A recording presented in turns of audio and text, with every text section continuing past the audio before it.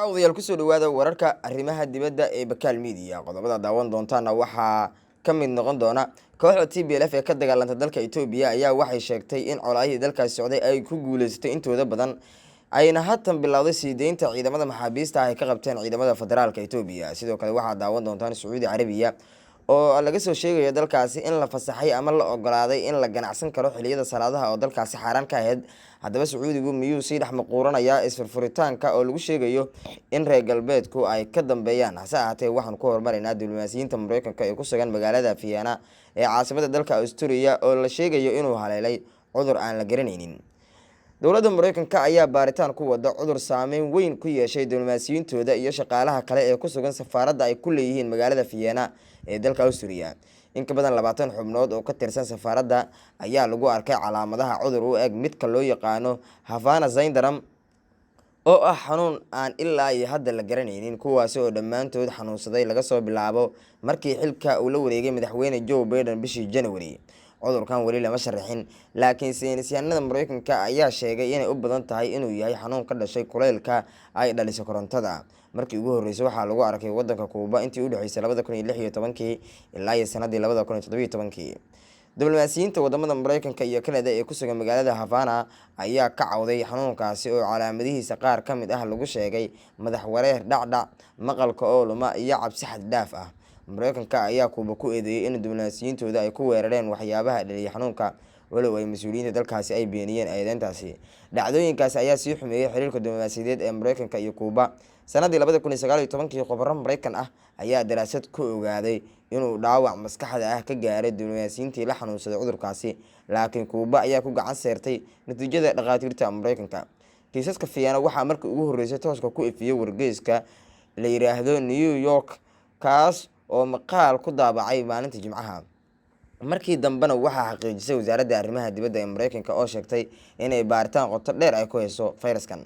Wakaalada wararka ee Reuters ayaa soo xigtay bayaan ka soo baxay wasaaradda arrimaha dibadda ee Austria oo lagu sheegay in Mareykanka ay kala shaqeynayaan sidii loo ogaan lahaa gunta hoose ee arrintaasi. Magaalada Vienna ayaa taariikh dheer waxay ku leedahay inay xarun u tahay howlaha diblomaasiyiinta caalamka, waxayna sharaf badan ay ku kasbatay kulamo xasaasi ah oo ay martigelisay, gaar ahaan xilligii uu socday dagaalkii qaboobaa. Dalalka uu Mareykanku uu ka mid yahay ayay diblomaasiyiin badan u joogaan halkaasi. Magaalada ayaa hadda waxay martigelinaysaa wadahadallada tooska ah ee u dhexeeya Mareykanka iyo Iran, kuwaasoo qayb ka ah isku dayga dib ee loogu soo nooleynayo heshiiskii nuclear-ka ee Iran ay quwadaha waaweyn ay la saxiixdeen sanadii 2015. Kiisaska kale ee ku saabsan xanuunkaasi ayaa laga soo tabiyay meelo ka mid ah caalamka, laakiin saraakiisha Mareykanka ayaa waxay sheegeen in tirada lagu arkay magaalada Vienna ay ka badan tahay magaalo kasta marka laga reebo Havana oo ah caasimadda Kuuba. Bishii Juun, xoghayaha arrimaha dibadda ee Mareykanka Antony Blinken ayaa shaaciyay in il gaar ah lagu hayo waxa sababay fayraskaasi. Waa tahay daawadayaal, qaybihii dhexe ee wararka dibadda ee Bakaal Media ayaa daawanaysaane markanina dalka Itoobiya. Hoggaanka TPLF ee gobolka Tigray ka dagaalama ee waqooyiga Itoobiya ayaa waxay sheegeen inay sii daayeen ilaa 1,000 askari oo ay ku qabsadeen dagaalkii gobolka ka dhacay 8 bilood ee lasoo dhaafay. Debretsion Gebremichael oo ah hogaamiyaha TPLF ayaa galikii dambe ee Jimcihii waxa uu sheegay in ay sii daayeen 1,000 askari iyadoo darajadoodu ay hooseyso. In ka badan 5,000 oo askari ayaan weli haynaa, waan sii hay doonaa saraakiisha sare si loo maxkamadeeyo, ayuu yidhi. Waxa uu sheegay in ciidanka la sii daayay loo kaxeeyay dhinaca xuduudda koonfureed ee gobolka Tigray uu la leeyahay gobolka Amhara Jimcihii, laakiin ma uusan xusin cidda la wareegtay askarta iyo sida ama sii deysmadooda sidii looga wada xaajooday. Reuters waxay warisay inaysan xaqiijin karin sheegashadan. Afhayeenka militariga ayaa sheegay inuusan diyaar u ahayn inuu ka hadlo, halka afhayeenka maamulka gobolka Amhara uu sheegay inaysan jirin war uu hayo oo ku aadan sii deynta ciidamo Itoobiyaan ah oo xadka Amhara soo galay. Ra'iisul Wasaaraha Itoobiya Abiy Ahmed ayaa toddobaadkan waxa uu sheegay in la iska caabin doono khatar kasta oo ka timaada TPLF, wuxuuna dib uga gurtay xabad joojin hal dhinac ahayd. Gobolka Amhara iyo 3 gobol oo kale ayaa la sheegayaa in ay diyaarinayaan ciidan kuwa dowladda federaalka ah ka caawiya dagaalka ay kula jiraan TPLF. TPLF weli waxay sii wadaa colaadda iyadoo dhanka koonfurta ee gobolka Amhara ay ku soo siqayaan magaalooyin waaweyn ayayna gacanta ku dhigan oo magaalada Alamtara ay ku jirto. Waxaana TPLF ay dhowr jeer ay sheegeen in dhulkooda intay gacanta uga wada dhigayaan ay colaadda sii wadayaan. Sidoo kale waxaa laga cabsi qabaa in mar kale uu dib u soo laabto dagaalka, iyadoo ciidamada Eritrea la sheegayo in xuduudda ay ka wadaan dhaqdhaqaaq militari, kuwaasi oo la maleynayo in mar kale ay doonayaan inay gudaha Itoobiya ay soo galaan. hase ahaatee Mareykanka iyo qaramada midoobay oo dhowr jeer war ka soo saaray xaaladan waxay sheegeen in mar walba ay daneynayaan in xaaladda Itoobiya wadahadal lagu xalliyo sidoo kale la joojiyo wax walba oo saansaanta dagaalka sare u qaadi karaya. Ra'iisul Wasaaraha Itoobiya Abiy Ahmed waxa uu ciidamada federaalka faray inay dib ugu laabtaan ayaa la leeyahay magaalada Mekelle caasimadda ayna dib u qabsadaan toddobaadyada soo socda haddii aysan dhicin wadaxaajoodyo horudhaca iyo faragelinno dibadda ah. Dagaalka ayaa sii socon doona, xiisaduna way taagan tahay. Gobolka Amxaarada oo ah gobolka haatan dowladda ciidamada ugu badan ay uga sugan yihiin ayaa xuduudihiisa waxaa buuxdhaafiyay ciidamada militariga federaalka iyo kuwa gaarka ah ee dowlad deegaanada Itoobiya ay ka kooban tahay. Qowmiyadaha Amxaara iyo Oromada ayaana dagaalkan waxaa la leeyahay markani waxay u galayaan si laablakac oo la yaab uu ku sugan yahay maadaama ayaa la leeyahay ay doonayaan in isirsifayn ay kula kacaan Tigreega oo muddo 30 sano soo xukumayay ayna ka tirsanayaan dhibaatooyin ba'an.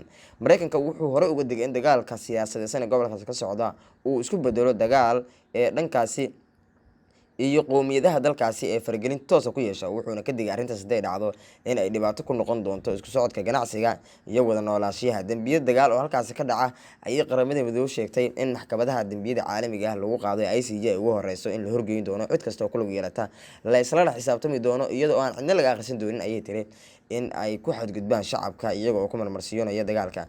Ciidamada Eritrea ee sanadkii la soo dhaafay gudaha u soo galay Itoobiya waxaa lagu eedeeyay in ay kufsadeen in ka badan 500 oo haween si wada jir ah. Dhacdadaasi oo qaramada midoobay ku tilmaamtay midii ugu xumeed ee gobolka ka dhacda tan iyo 2007 xilligii 2007 oo ciidamada Itoobiya ay gudaha u soo galeen Soomaaliya kuwaasi oo gobol baan ka geystay gobolka ayaana tacadiyo midkaas la mid ah arkin ilaa iyo dagaalkii bishii November ka qalxay gobolka Tigreega. Waa tahay daawadayaal qaybihii dambe ee wararka dibadda ee Bakaal Media ayaan isla soo gaarnay markanina Sacuudi Carabiya. Dowladda Sacuudi Carabiya ayaa si rasmi ah u ogolaatay ganacsiyada in ay furan karaan xilliyada la tukado 5 salaadood. Dhaxal sugaha boqortooyada Maxamed bin Salmaan ayaa tan iyo markii uu xulka qabtay sanadii 2017 waxa uu sameeyay isbeddello ballaaran oo dhanka dhaqaalaha iyo bulshada ah kuwaas oo lagu doonayo in lagu yareeyo ku tiirsanaanta boqortooyada ee saliidda. Dukaamada iyo ganacsiyada kale ayaa sii furnaan doona maalinta oo dhan iyo gaar ahaan xilliyada salaadaha ayaa lagu yiri qoraal ka soo baxay rugta ganacsiga ee dalkaasi.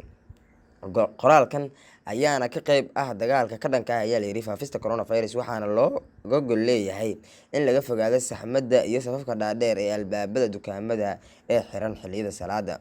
Sacuudiga ayaa ka jirtay siyaasad ee ku qasbaysa dukaamada inay xiraan xilliyada la tukanayo 5 salaadood ee waajibka ah taasi oo isku dar shaqaalaha ee ka jaraysa 2 saacadood. Waana dalka kali ah ee dunida muslimka ah ee ganacsiyada qasab ku ahayd in albaabada u xiraan xilliyada salaada la tukanayo. Shuruucdan cusub ayaa meesha ka saaraysa waxaa la leeyahay xayiraadihii oo ay xubnaha la talinta ee golaha shuurada ay ku sheegeen in dhaqaalaha Sacuudiga ay sanadkii uga lunto 10 bilyan oo riyaalka ah ee arrintaasi salaadaha darteeda.